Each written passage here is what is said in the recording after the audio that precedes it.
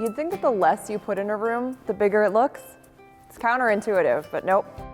The interesting pieces that you add to a room create their own individual areas that add to the feeling of space as a whole. Watch this.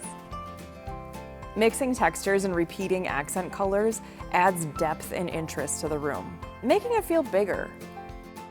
Sure, there's a point of diminishing returns and you can overstuff a room, but there's a long, beautiful way to go before you get there. Adding artwork makes the walls look bigger. And we're not talking about just one picture. Don't be afraid to use several pieces of art. And it doesn't even have to be a picture.